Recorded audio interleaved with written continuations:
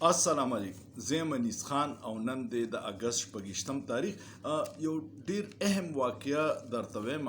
یو خدا د چې دی وخت کې زمونږ وزیر خارجه او ډیپټي وزیر اعظم اسحاق ډار صاحب د بنگلاديش په دورو دای ډیر خکړی ځکه چې د ټولو ملکونو سره تعلقات خپکار دي او بنگلاديش خو زمونږ مسلمان رونه دي او هغوی واحد داسې خلک و چې د پاکستان په جوړېدو کې ټول نه کلیدي کردار بنګالیانو ادا کړی، خو بیا زموږ د حرکتونو نه دومره تنګ شو ځکه چې موږ د هغوی هیڅ حق پاکستان نه منو.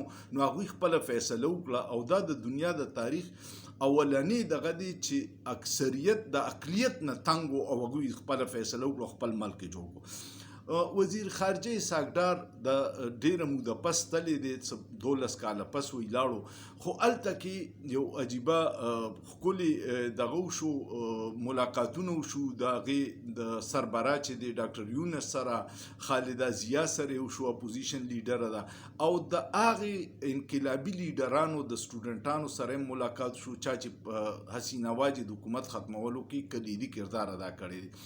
خو بیا هغوی 4 مطالبات وکړي او 4 مطالبات د دوی ډیر زړي دي. یو یې دا وکړو چې د 1971 په جنګ کې کم جنگي جرایم او ظلمونه په بنګالیانو شوي د هغې معافي دي وغواړي.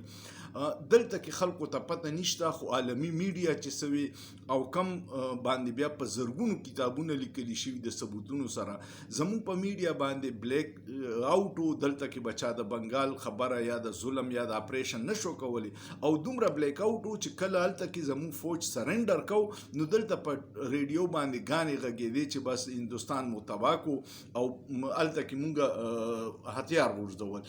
دغه بدقسمتي چې کله ته آزاد میډیا له دغه نه ورکې او خلکو کو چېرې په هغې وخت کې د میډیا آزاده وي او د مغربي پاکستان خلکو ته پته لګېدی چې په اپریشن کې څه ظلم روان دی، نو کیدی شي دلته خلکو آواز چوت کړی وي او دا سانحه نه وي شوې.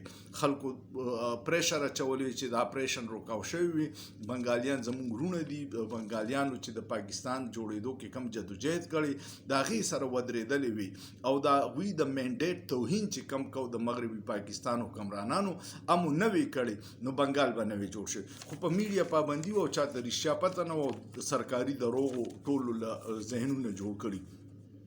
نو هغوی په 1971 کې چې کم ظلمونه شوي دي په بنګالیانو د هغې معافي وغوښته په دې دوره کې. بل په 1971 کې چې کله ملک جدا شو نو هغوی وایي چې زموږ د جایداد صحیح تقسیم زموږ اساسي چې کم په سټیټ بینک پاکستان کې وي یا سستاو سره وي هغه موږ له صحیح تقسیمو کې واپس راکړي. په 1970 کې په بنګال کې یو ډیر خراب طوفان راغلی و، سایکلونو، هغه داسې عجیبه طوفان سیلاب و چې په لکونو خلک متاثره شوي و، مړه شوي و پکې، او هغې دپاره د عالمي دنیا نه ډېر لوی امداد راغلی و او هغه مغربي پاکستان دا اوس چې موجوده پاکستان دی دلته راغلی و. نو هغوی وایي چې هغه امداد څومره راغلی و هغه موږ ته واپس کړي، په هغې باندې مونږ قبضه کړی. او بل دا ده چې هلته کې کله بنګال جوړ شو، بنګلادیش جوړ شو، هغه مشرقي پاکستان او دا مغربي پاکستان، نو هلته کې ډېر خلک پاکستانیان پاتې شو، گیر شو. هغوی بیا نه بنګال قبلول بنګلادیش قبلول ځکه چې پاکستانیانو نه دوی راوسته، نو هغې ته بهاریان وي او په لکونو هغوی دي او د هغوی سره هیڅ نیشنلټي نشته، شناخت نشته. بنګلادیش والا وایي چې دا بوځې دا پاکستانیان دي، دوی د سره زمونږ ملک تسلیم کړی نه دی او پاکستان یې نه راوړي وي چې داسې بوج دی دغلته دي څه به کوو. نو دا 4 مطالبې یې وکړې. خو د دې نه مخکې درته یو د دې نه پس درته اوس یو بله واقعه وایم. هغه واقع دا ده چې تاسو ته پته ده چې زمونږ کم عظیم کارکردګي د فوج اداره کې سپایان په جنگ کې افسرانو کې هغوی له د ټول نه غټ اعزاز ورکوي نشان حیدر. یو نشان حیدر د ټول نه کم عمره پایلټ دی، راشد منهاز ته ملاو شوی او هغه ته په دې ملاو شوی چې د هغه سره کم فلایټ انسټرکټر و، فلایټ لیفټیننټ، هغه نوم و متیو الرحمن، هغه بنګالي و. ډېر فوجیان په بنګالیان دلته کې زمونږ وو، هغه یو پاکستان و نو د هر ځای نه پکې فوجیانو.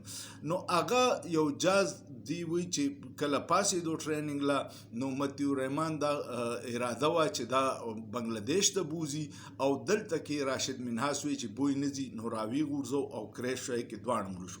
د هغه لاش دلته د متیو الرحمن لاش په پاکستان کې بیا ښخ کړی، خو بیا په مشرف دور چې کلو د ډیکټیټر زبر همیشه ویم چې د ډیکټیټرانو ملک ته څومره نقصان ورسو دومره چانه دی رسولی. نو دلته کې چې کومه متیو رحمان زمونږ په کتابونو کې دي موږ ته ویلي چې غدار و ځکه چې جازې بوتلو هغه متیو رحمان د بنگلادیش سره تعلقات ښه کولو دپاره په 24 جون 2006 کې مشرف د هغه لاش خاموشۍ سره بنگلادیش ته حواله کړو او هغوی ورله د ټول نه غټ ایوارډ ورکو او د هغه لاش یې هلته په سرکاري اعزاز سره په سرکاري قبرستان کې دفن کو. دا کار کو چرې سیویلین حکومت یا وزیر اعظم کړی وي نو کم قیامت به راغلی خو ډیکټیټرانو نه څوک تپوس کولی شي. نو دا د یو تاریخ کیسه ده. تاسو ته به ډېرو ته نه پته چې راشد منهاج سره کم پایلټ د بنګالۍ په هغه جاز کې کریش شوی د هغه ډیډ باډي لاش والا د مشرف په دور کې په 24 جون 2006 مونږ واپس کړی دی. امید لرم چې تاریخ به مو خوښ شوي. ویډیو که مو خوښه شوه کمنټ وکړئ، لایک یې کړئ، شیر یې کړئ او سوچ پیو کې په سوچ کې څه ګناه نشته.